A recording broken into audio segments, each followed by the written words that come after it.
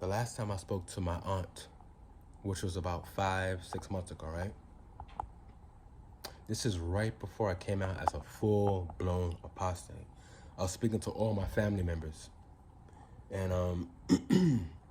my aunt kept saying something. She kept saying, I want to make it to paradise because I want to see my mom, which is my grandmother, right? But she was saying, I want to make it to paradise because I want to see my mom again.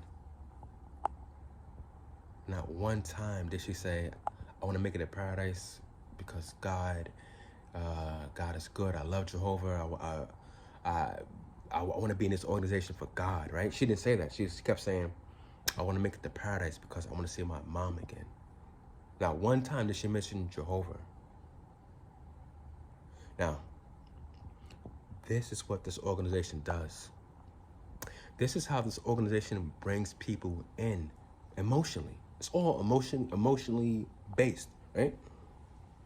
You guys remember that old song, the old school head Witnesses, the 90s Kingdom Melody song, right? It goes like this. Don't laugh at me because I can't sing, don't laugh. But it goes like this.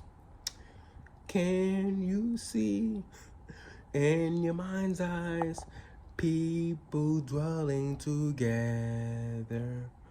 All things have passed, free at last, life everlasting. That song, you guys remember that song, right?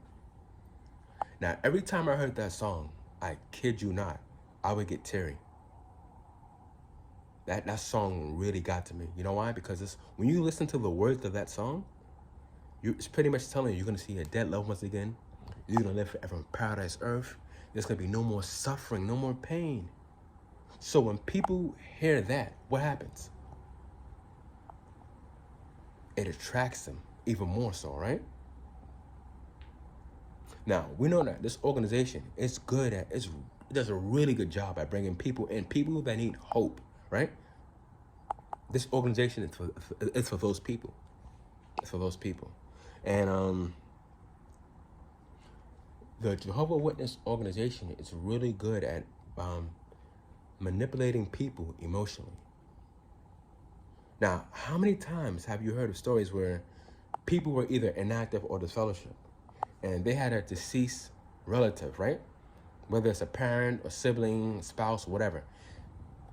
That person that they loved passed away. And next thing you know, they start going back to the person who was the fellowship or inactive. They start going back to the meetings right away. How many times have we heard this or seen this, right? People are in this religion because of the false hope of a paradise earth. Imagine someone born blind, mute, they're missing limbs. And you tell them everything that you're missing, you're gonna get it in the new world. You can't walk. You'll be able to run in paradise. You can't see. You'll be able to draw in paradise. You can't hear. You can't talk. You'll be able to sing in paradise earth. You see, it's this false hope. It's the false hope of paradise. That's the thing that keeps people in. That's why witnesses are in this religion. And as we know, hope sells. Religion sells. When you go to church, they pass around the plate, right? Now, witnesses, Jehovah's Witnesses, they don't believe in it. They don't have a plate to pass. But as of lately, they have online payments where you can make monthly payments to support the organization. They have donation boxes all over the kingdom homes, right? Hope sells. Why are you waiting for paradise earth? Put something in the donation box. Make up some monthly payments while you're waiting. Religion is it's a business that blossoms because people need hope.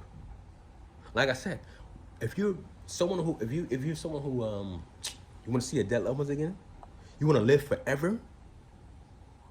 You're missing a limb. You're blind. You're mute. Any and everything that you're missing, you can get it in paradise earth. Now, how many times? Check this out. How many times have witnesses done some research before they join the religion? You see, it's all emotional based. That's how they get you, based on your emotions. People will pick their emotions over logic, over rational thinking, right? Now, someone with common sense, someone who thinks rationally, right? They would say, hold on. This sounds a little too good to be true. It sounds too good to be true.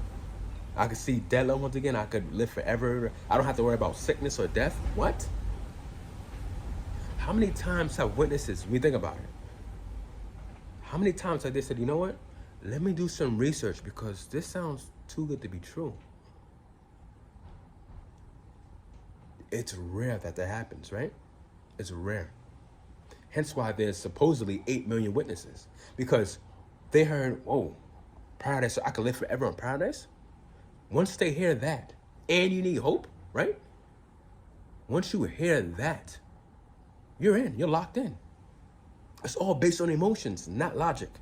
Because if it was based on your reasoning, right, your common sense, if it was based on what you do, how you think logically, people would be like, hold on, let me take a step back. This sounds appealing, it sounds good, but you know what? I'm gonna do some research and look at different resources. I'm gonna verify it and make sure that this religion is legit before I invest everything. Before I start to shun my family, let me do some research to make sure that this is real. Before I have my kids die from a non-blood doctrine, let me do some research and make sure that this is real. Let me verify before I put all my eggs in one basket. How many times does that happen? But instead, what happens instead? Witnesses will put, like I said, they will put all their eggs in one basket. They put everything, all their chips in. They put everything in this organization, right? And they will just believe blindly. It's the dumbest shit in the world. Once I woke up, right, and I said to myself, how come, I mean, I wasn't born in, but still, right, at a certain age, you got to start asking questions. But I said to myself, how come I wasn't asking these questions when I was a witness? People just blindly believe with no valid proof. And then the minute you say something, they get all offensive. Witnesses go off, oh, I don't want to hear any bad news. Whoa, hold on, slow down. What do you mean? Hold on. I'm just telling you to do your research. I'm telling you to think critically. That's what I'm telling you to do. Yeah, but you're encouraging me to look outside of jw.org. Okay, and what's the problem? If this is the truth, then you should be able to look at anything, and it should still be the truth. So what's the problem?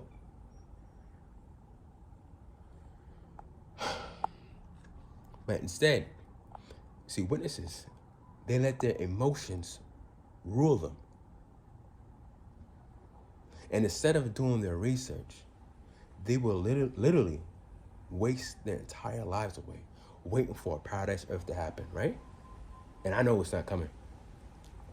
Now, when you wake up from this religion, when you realize that paradise earth is not around the corner, that is not coming, and that the leaders are just selling hope, they're selling a lie, right? Once it hits you, you have one of two options. One, you could do what I did, right? Once I woken up, I said, I can't be fake. I'm not going to be in this religion just to keep my family and JW friends. I'm not doing that. And you shouldn't have to do that. You shouldn't have to do that. Like, imagine making friends, right? You're trying to make friends with somebody. And they tell you straight off the back, oh, if you're not wearing high-end name brand clothes, Gucci, Fendi, Burberry, if you shopping at Walmart and Gap, we can't be friends. That's exactly how it is as a witness, right? That's what well, not in that sense, but witnesses will tell the people, oh, if you don't believe what I believe in, if you're not part of this religion, we want nothing to do with you. So, like I said, you have two options when you wake up. Yeah, but you're going to suffer one way or another. You just got to choose your suffering. Once you wake up and realize paradise is not coming, you have to choose your suffering. You have two options. Option number one, you do what I did. You wake up and so you tell everybody straight up, listen, this is not it. This is a man-made organization. There's no God behind this. I'm out. I'm out, right? And then you become your true authentic self.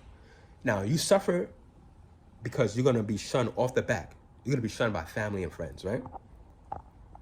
But on the flip side, like I said, you get to become your true authentic self, and you get to live the rest of your life.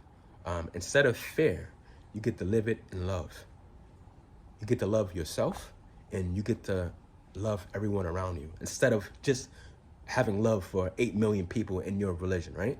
You get to show real love to other people, and you get real love from others as well. That's option number one.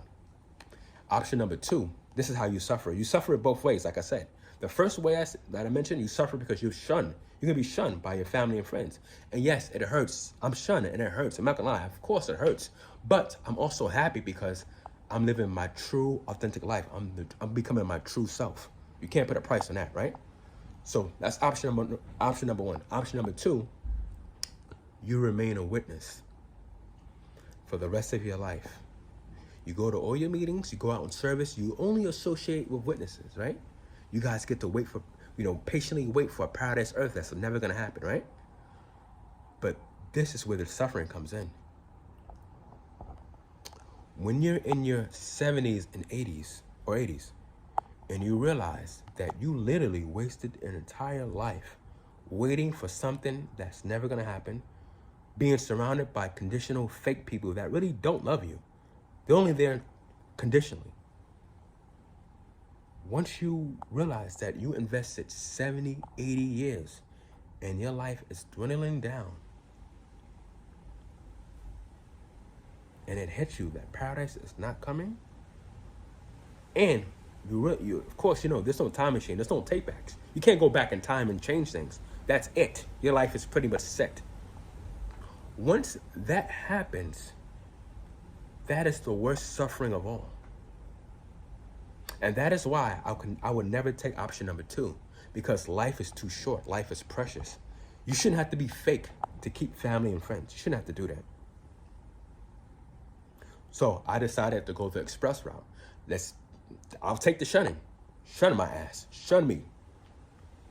Because now I get to find new friends, and now I am my true, authentic self. I'm becoming the real me, right? I'll take that any day over fake friends, fake family and friends.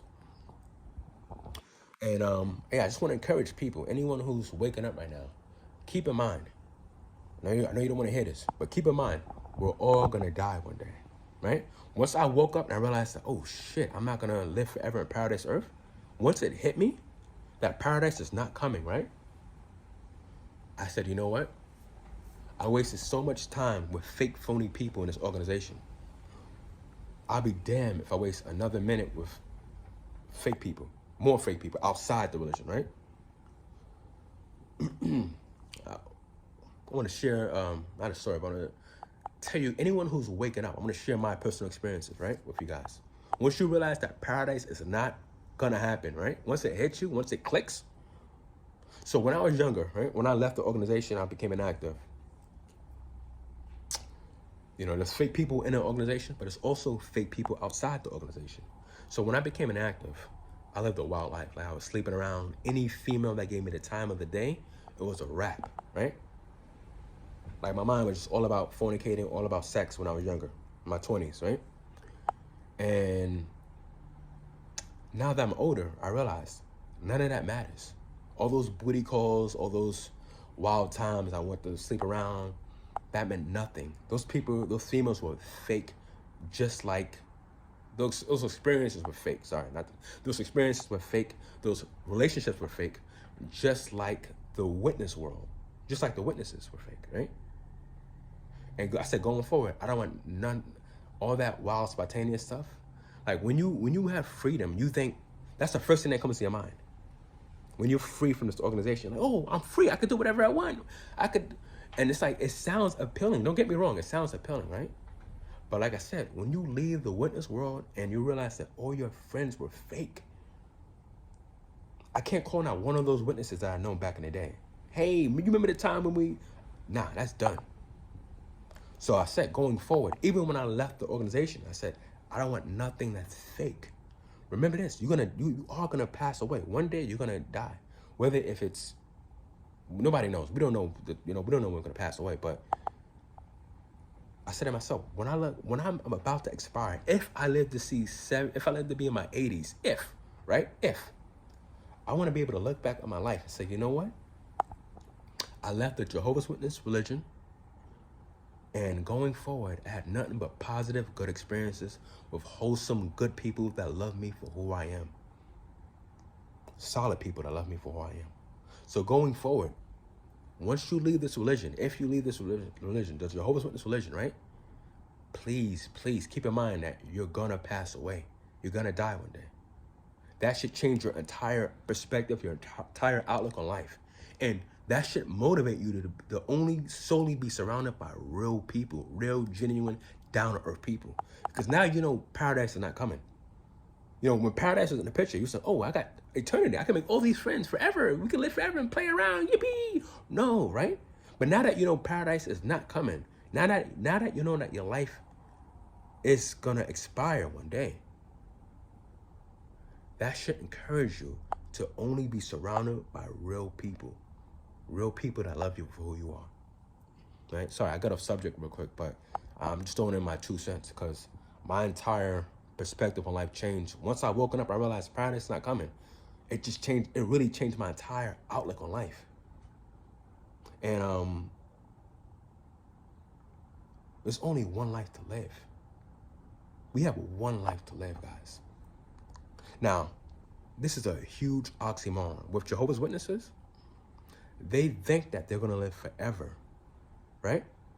But when in reality, their life is wasting away and they're going to pass away. They're going to die just like all of us.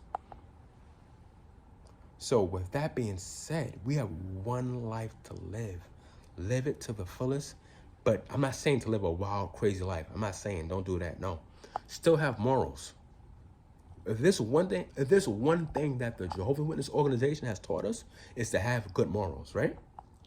You still apply those good morals. Still have decency. Still be a decent, good-hearted person once you leave this religion. Take what you learn from the religion out into the real world, right? Apply that in the real world. Remember, there's no time machine. And it's sad. Witnesses are literally going to spend their entire life waiting for a paradise earth that's never going to happen. That's never going to happen. Now, me, I know paradise is not coming. 100%. Well, I can't say 100%. But I know paradise is not coming, right? I'm no fortune teller, but I know that it's just a man-made organization. Like I said, religion sells. They're selling false hope. Because you take that element away. If the governing body leader said, guys, we got it wrong. There's no paradise. We're so sorry. There's no paradise. But we can assure you guys that before you expire, you can live a morally clean life. You honestly think witnesses would still be in a religion?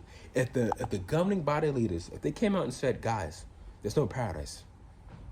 We got it wrong. There's no paradise. You honestly believe that witnesses would still be in an organization? No, they wouldn't. They would pack their shit. I'm out. I'm living my life, right? But like I said, hope sells. People that are scared of death.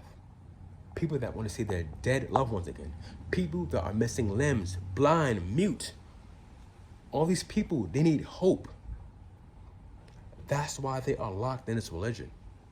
But it's sad that these same people, and no disrespect to them, because I once was part of that world too, right? We all of us ex-JWs were once part of that world, right? We once believed in that stuff. But it's sad that at that particular time, none of us really was motivated to do research. None of us really said, hey, you know what? This sounds too good to be true. Let me look at outside resources. Let me verify that this is the real deal. All those witnesses that are still in it. I mean, there's a lot going on right now in the witness world, right? The CSA cases. I feel like there's so many YouTube videos out there, like all these bad light on the organization, the new lights that's going on. Like there's so many reasons why people should be waking up. But the thing that keeps them locked in is the false hope. Or if I leave the religion, if I walk away now, I'm going to miss out on paradise earth. I want to see my dad. Like I said, my aunt said, she kept saying she wants to see her mom again, my grandmother.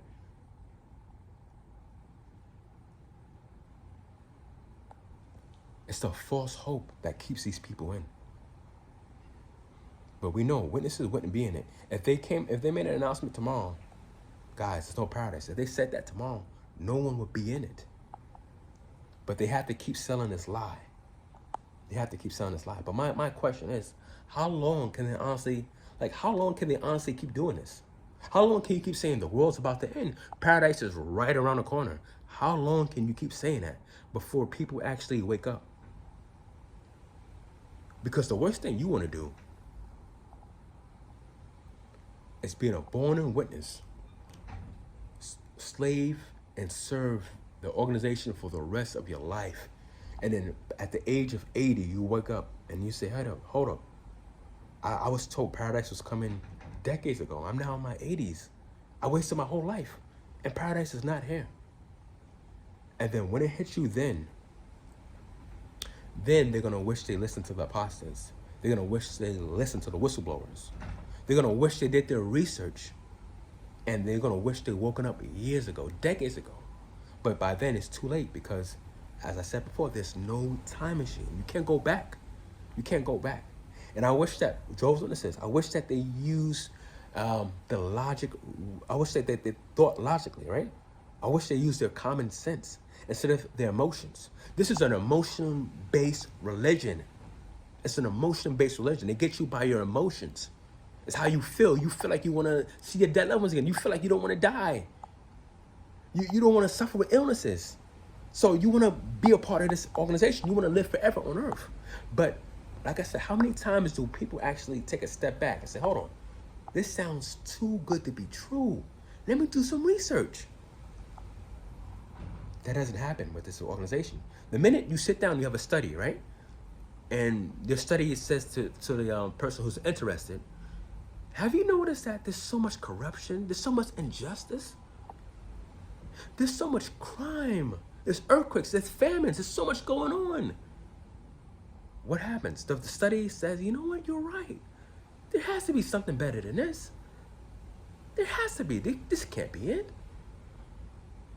And what happens next? The study gets baptized. And now they're locked in, right? Because now they are emotionally invested. But how many times does the study say, hold on, that don't sound right. I got to do some research. I mean, that does happen. That does happen here and there. A lot of people stop their studies. They feel like the Jehovah's Witnesses are too much, right?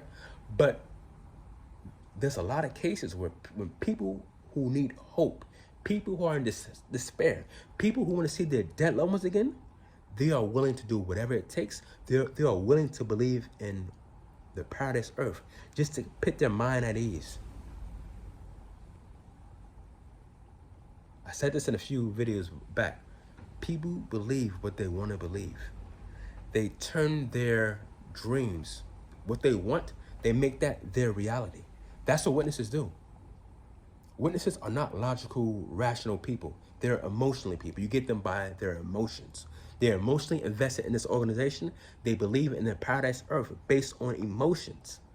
Remember, they have no hardcore proof. They have no facts that paradise is coming. It's all emotionally based.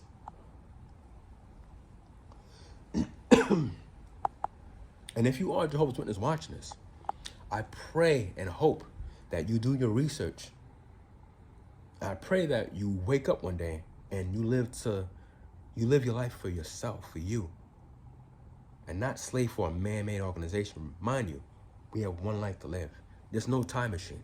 So if you decide to be a part of this religion and you happen to be in your 80s, like I'm talking about decades from now, right? You find yourself in your 80s and you're still waiting for a paradise earth. Remember this video. And remember, I encouraged you to do your research, and you could have and should have woken up when you had the chance to. I love you guys. I'll see you guys on the next video.